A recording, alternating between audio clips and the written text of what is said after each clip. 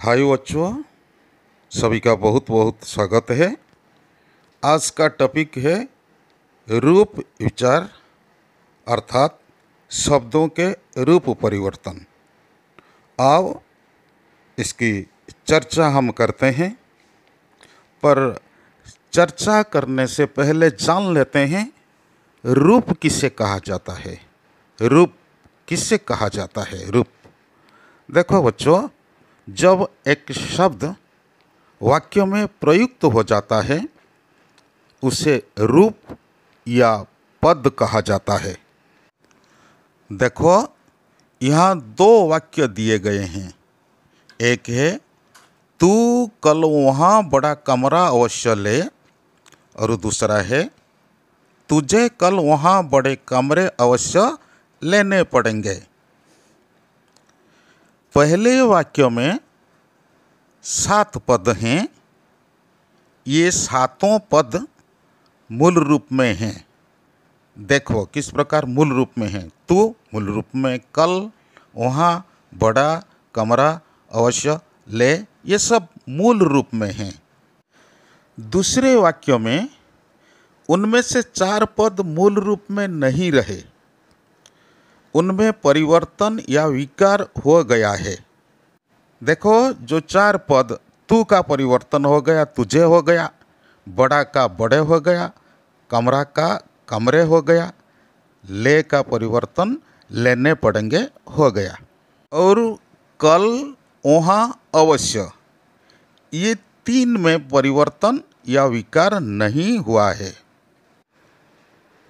तो हमें 2 प्रकार के शब्दों के बारे में मालूम हो गया।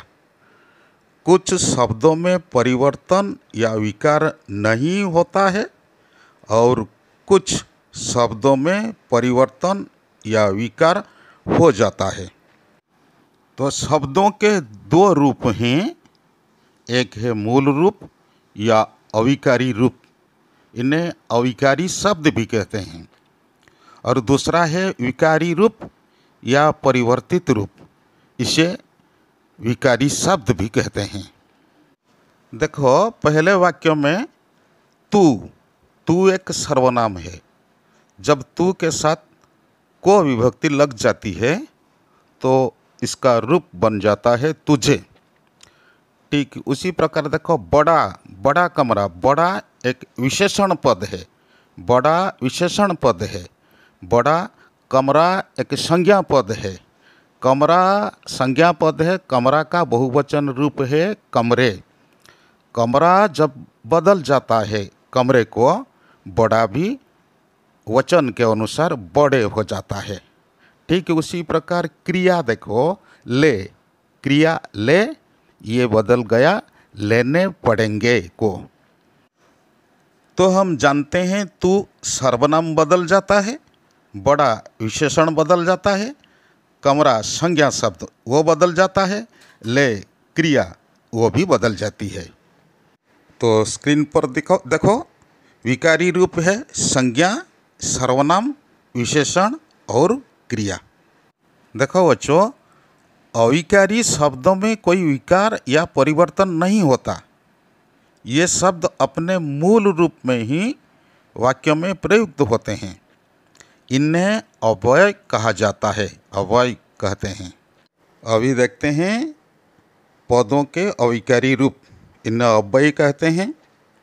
ये है अव्यय के 4 भेद हैं। एक है क्रिया विशेषण, संबंधबोधक, समुच्चयबोधक और विस्मयादि बोधक। देखो उदाहरण देखो, धीरे धीरे, ये एडवर्ब अर्थात क्रिया विशेषण है, और, किंतु, परंतु, ये सब संबंधबोधक या समुच्चयबोधक भी का उदाहरण है। वाह, अच्छा, सच, अरे, ये सब विस्मयादि बोधक का उदाहरण है। अभी देखते हैं शब्दों का रूप परिवर्तन किन किन कारणों से होता है। शब्दों का रूप परिवर्तन लिंग, वचन, पुरुष, कारक और काल के कारण हो जाता है। देखो उदाहरण, पहले देखते हैं लिंग के कारण किस प्रकार परिवर्तन हो जाता है। लड़का का स्त्रीलिंग है लड़की, अच्छा का अच्छी। वचन के कारण देखो, लड़का का बहुवचन लड़के, अच्छा का अच्छे, मेरा का बहुवचन मेरे, पढ़ता का पढ़ते। इस प्रकार देखो हम कह सकते हैं अच्छा लड़का या मेरा अच्छा लड़का। लड़का पढ़ता है, लेकिन अच्छे लड़के, मेरे लड़के, लड़के पढ़ते हैं। देखो अभी देखते हैं पुरुष के कारण किस प्रकार परिवर्तन हो जाता है। देखो पुरुष 3 प्रकार के होते हैं। एक उत्तम पुरुष अंग्रेजी में जिसे फर्स्ट पर्सन कहा जाता है, और मध्यम पुरुष अंग्रेजी में सेकंड पर्सन कहते हैं, और अन्य पुरुष अंग्रेजी में जिसे थर्ड पर्सन कहते हैं। तो उत्तम पुरुष मैं का बहुवचन है, बहुवचन रूप है हम। तू का बहुवचन रूप है तुम, और आप हमेशा बहुवचन होता है।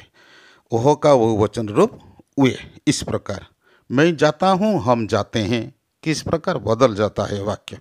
देखो चौथा कारण है कारक के कारण। कारक के कारण शब्दों में परिवर्तन हो जाता है। बेटा, लेकिन बेटा के साथ जब विभक्ति को लग जाती है तो बेटा धन को बेटे को। वह सर्वनाम है, वह धन न व वह प्लस ने, वह प्लस ने, उसने, वे धन का, उनका। इस प्रकार कारक के कारण में भी शब्दों में परिवर्तन हो जाता है। काल के कारण जाता है, जाना क्रिया, मैं जाता हूँ, मैं गया, मैं जाऊँगा, वह जाता है, वह गया, वह जाएगा, मैं पढ़ता हूँ, मैंने पढ़ा, मैं पढ़ूँगा। इस प्रकार काल के कारण भी परिवर्तन हो जाता है।